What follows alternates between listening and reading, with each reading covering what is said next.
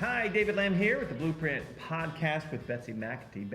Betsy is CEO of Dreamland. We love those Dreamland ribs. Thank you. And have for a long time. Thank you. What a fun gig. It sounds from the outside like that'd be a pretty fun gig to be CEO of a great brand like Dreamland. It is fun, and it's great food. Yeah. And how long have you been at it? I've been with Dreamland 17 years. Right. Wow. That's awesome. So you're going to want to catch her podcast, which is coming up. Some great insight about the restaurant industry, and Betsy's just an incredible entrepreneur. Some of the secrets behind her success you'll find there. We do a fun thing, 5-question Friday. So just 5 questions. Some of these not the most serious, but we try to have fun here. So let me ask you a tough question, because I've never had anything at Dreamland other than the ribs. Okay. I'm a rib guy. All right. Okay?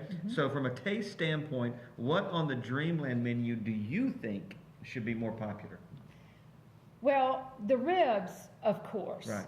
But one of the items that I love and we get great feedback on are our Big Daddy nachos. And it's our version of nachos, where we have the traditional nachos with the corn tortilla.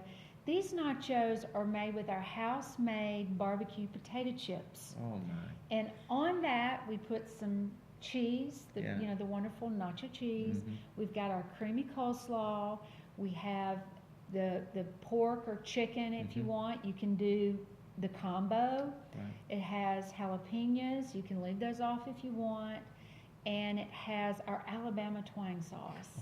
Make us starving. That's the problem with talking about with the restaurateur. So, all right. So, what is your morning routine? How does your day start? My day starts very early. I'm not a morning person by nature. Right. I'm a night owl, but I am forced to work and live in the morning world. Right. So I work out. Okay. I work out at least 3 days a week. All right. I write every morning in my grateful journal, because there is at least one thing that's happened throughout the day before that I'm grateful for.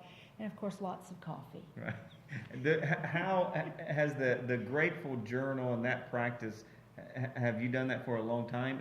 And what impact do you think that's made on your life and your outlook? I've done it now for about 5 years, Okay. and it's nothing fancy. It's just a little spiral-bound notebook.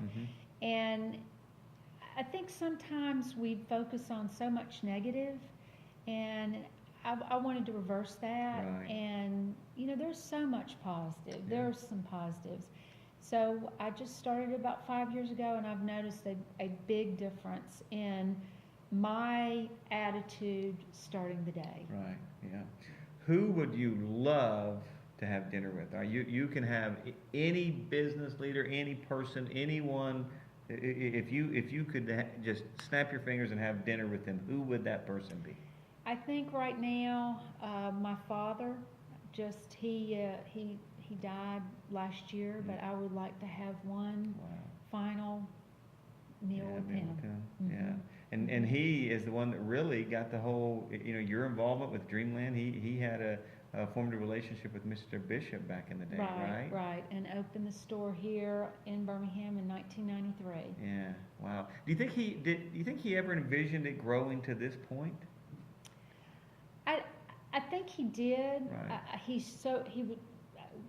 Several conversations we had were how proud he was of everything we'd done and how we had grown. Right.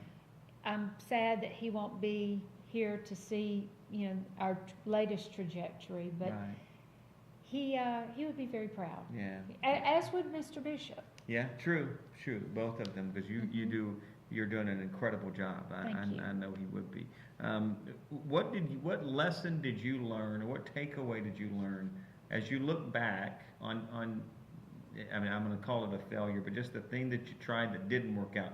What lesson did you learn from your biggest mistake or failure?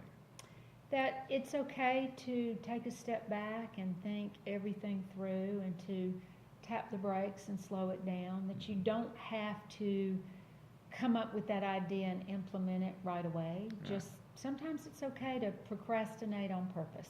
Yeah, procrastinate on purpose. That's a gift for me, procrastination, so I do that easy. What's the best and worst advice that you've ever received? The best advice I've ever received was, whatever you do, give it 110%. Right. No matter what job or if you're in a sport or whatever, give it 110% every Okay. day.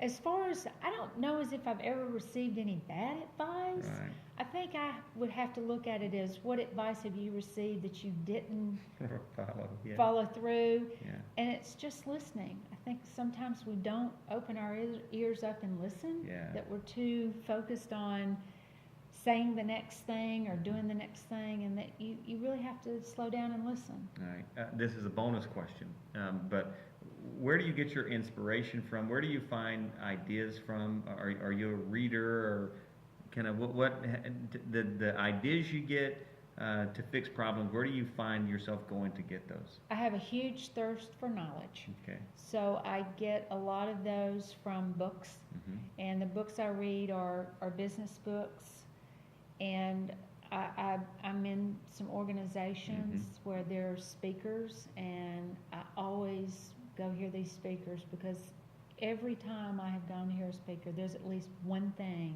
Mm-hmm. that's a takeaway that I've either been able to implement from a business perspective or personally. Right. And I know I would get letters of criticism if I don't then ask what speakers or books. If you had to recommend one or some, who's your go-to? What is there a book that's a go-to book for you? My go-to book right now is written by Vern Harnish, and it's called Scaling Up. It's part of Okay. the Rockefeller Habits. Mhm. His first book was Mastering the Rockefeller Habits. Right. His second book is Scaling Up. It's very technical. It's not a light read, but Right. it is an excellent book. Yeah, good. Thank you. Thank you Thank for the you. time, Betsy McAtee, CEO of Dreamland, our very next guest on the Blueprint Podcast. Be sure to check it out. Come in on Monday.